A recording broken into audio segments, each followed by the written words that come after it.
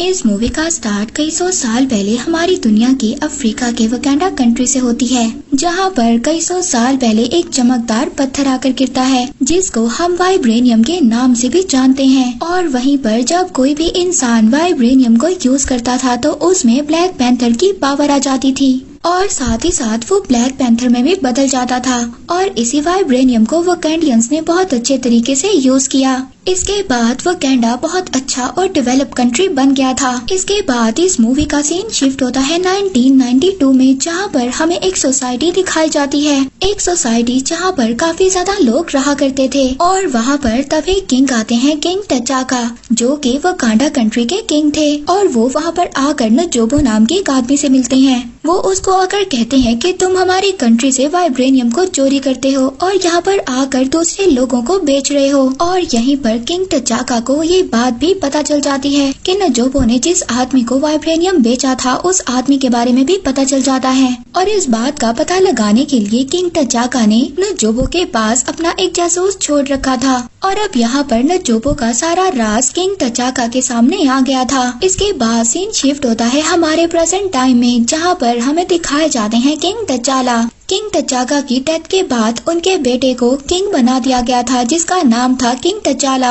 और साथ ही में अब लड़ने के लिए उनके पास उनकी अपनी आर्मी भी थी। और यहीं पर हम देखते हैं कि किंग तचाला को अपनी पूरी टीम के साथ एक सीक्रेट मिशन पर जाना था। वहाँ पर उस मिशन में उन्होंने एक लड़की को बचाना था। अब वहाँ पर उस मिशन में उस लड़की को बचाते बचाते ब्लैक पैंथर यानी कि किंग तचाला को उस लड़की से प्यार हो जाता है। अब किंग तचाला ये चाहते थे कि जब वो किंग बने तो वहाँ पर वो लड़की भी मौजूद हो। इसके बाद सीन शिफ्ट होता है नेक्स्ट डे पर, जहाँ पर हमें वकांडा की क्वीन दिखाई जाती है यानी कि किंग तचाका की वाइफ। और साथ ही में किंग तचाका की बेटी को भी दिखाया जाता है, जो कि ब्लैक पैंथर यानी कि तचाला की बहन होती है। और अब वहाँ पर वकांडा में उनकी एक रस्म थी। वकांडा के किंग और ब्लैक पैंथर बनने से पहले उन्हें यहाँ पर अपनी काबिलियत को जाहिर करना होगा, यानी कि किसी दूसरे कबीले के बेहतरीन वॉरियर से लड़ना होगा।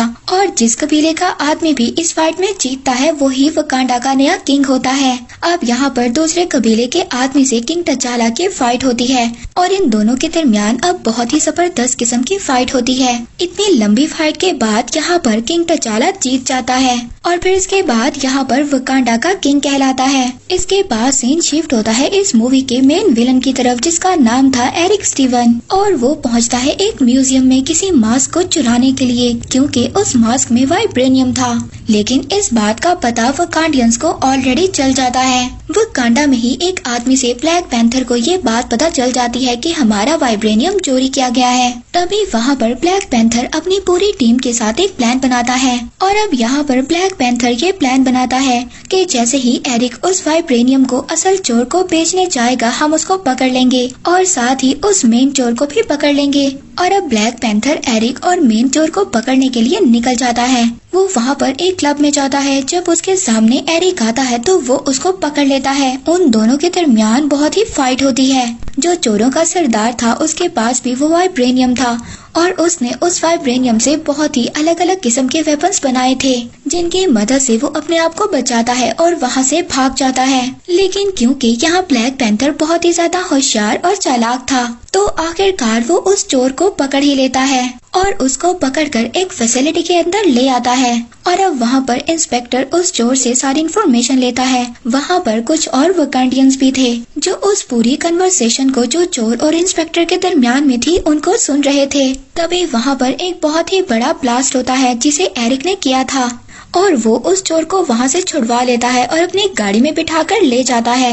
उस इतने बड़े ब्लास्ट की वजह से वहाँ पर इंस्पेक्टर भी काफी ज्यादा इंजर्ड हो जाते हैं। अब उस इंस्पेक्टर की जान बचाने के लिए ब्लैक पैंथर उसको वकांडा ले आते हैं ताकि वो उसके डैमेज पार्ट को ठीक कर सके और उसकी बॉडी को फिर से पहले जैसा बना दें। इसके बाद हमें दिखाया जाता है ब्लैक पैंथर अपने फादर के फ्रेंड से मिलने आता है। यहीं पर ब्लैक पैंथर के फादर का दोस्त वहाँ पर उसको एक ऐसी जड़ी बूटी पिलाता है जिसकी वजह से वो अपने फादर की यादों को देख सकता है। अब जब ब्लैक पैंथर वो जड़ी बूटी पी लेता है तो वो अपने फादर से मिलता है। वो अपने फादर से पूछता है कि आपने 1992 में किस इंसान को मारा था, क्योंकि उसकी वजह से वाइब्रेनियम अब हर जगह पर फैलने लगा है और बहुत सारे चोर हैं जो इस वाइब्रेनियम के पीछे हैं और इस वाइब्रेनियम को हासिल करना चाहते हैं। तो उस वक्त वहाँ पर ब्लैक पैंथर के फादर उसको बताते हैं कि अगर उस वक्त मैं उस आदमी को ना मारता तो वो मेरे दोस्त को मार देता और इसीलिए मुझे उस आदमी नजोबो को मारना पड़ा। तो यहाँ पर ब्लैक पैंथर अपने फादर से पूछता है इसके बाद उसके बेटे का क्या हुआ। इसके बाद किंग तचाका बगैर बात किए वहाँ से चले जाते हैं। अब हमें यहाँ पर ये रिवील होता है कि वो बच्चा कोई और नहीं बल्कि एरिक स्टीवन था। हम एरिक को देखते हैं, वो उस चोर को लेकर ऐसी सीक्रेट जगह पर पहुँच जाता है जहाँ का किसी को भी पता नहीं था। और यहाँ पर एरिक अब अपना असल चेहरा दिखाता है। वो उस चोर को मार देता है और वो कांडा के अंदर लेकर पहुँच जाता है। अब वहाँ पर उसकी मुलाकात ब्लैक पैंथर यानी कि किंग तचाला से भी होती है और यहाँ पर वो ब्लैक पैंथर को बताता है कि तुम्हारे फादर ने मेरे फादर को मारा था और यहाँ का किंग मैं ही हूँ, मैं ही असली वारिस हूँ जो इस वकांडा का किंग बनने के लायक हूँ। क्योंकि अब वकांडा का किंग बनने के लिए हर वकांडियंस को एक रस्म से गुजरना पड़ता है।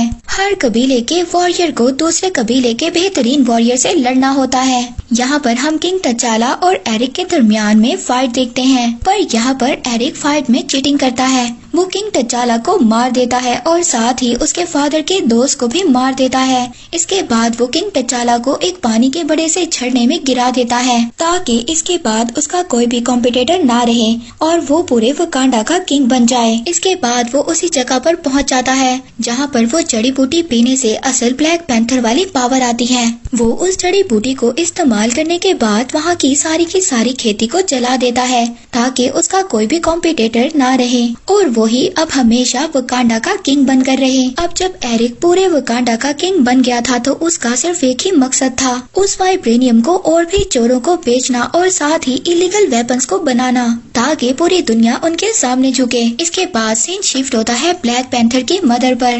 ब्लैक पैंथर की मदर अपनी बेटी और उस लड़की को लेकर जिसको ब्लैक पैंथर ने बचाया था और साथ ही उनके साथ इंस्पेक्टर भी था। अब ये सब मिलकर जाते हैं एक कबीले में ताकि उस कबीले का सरदार वो ब्लैक पैंथर की जान को बचा सके। हालांकि उस कबीले का सरदार ब्लैक पैंथर का एक कॉम्पिटिटर ही था, लेकिन जब उसके सामने ब्लैक पैंथर की फैमिली आती है और उससे ये रिक्वेस्ट करती है कि प्लीज हमारे किंग तचाला को बचा लो, तभी उस कबीले का सरदार ये डिसाइड करता है कि वो अब ब्लैक पैंथर से मुकाबला नहीं करेगा बल्कि उसकी जान को बचाएगा। और तभी यहाँ पर वो अपना एक खास राज बताता है। वो यहाँ पर बताता है कि उन्होंने भी उस खास जड़ी बूटी को उगाया था और वो अब एक खास किस्म की जड़ी बूटी ब्लैक पैंथर की फैमिली को देता है और वो ब्लैक पैंथर को पिला देते हैं, जिसके बाद दोबारा से किंग तचाला के अंदर ब्लैक पैंथर्स की पावर आ जाती है।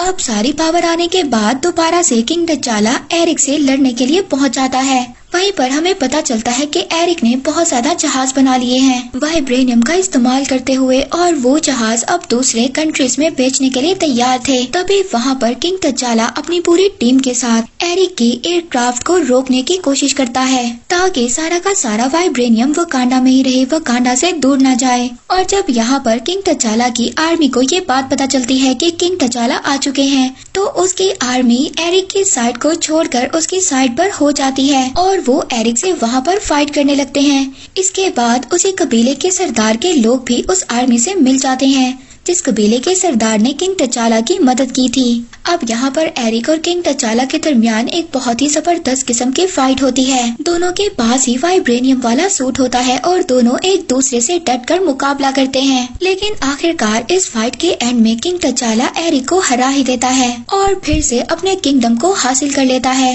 इसके बाद हम देखते हैं कि किंग तचाला वाइब्रेनियम को दूसरी कंट्रीज में भेजने के लिए तैयार हो जाते हैं और वो इस बात की अनाउंसमेंट यूनाइटेड नेशन में करते हैं। वो इस बात को रिवील करते हैं कि वो अपनी टेक्नोलॉजीज को दूसरे कंट्रीज में बांटने के लिए तैयार हैं। और इसी के साथ ये मूवी यहाँ पर एंड हो जाती है।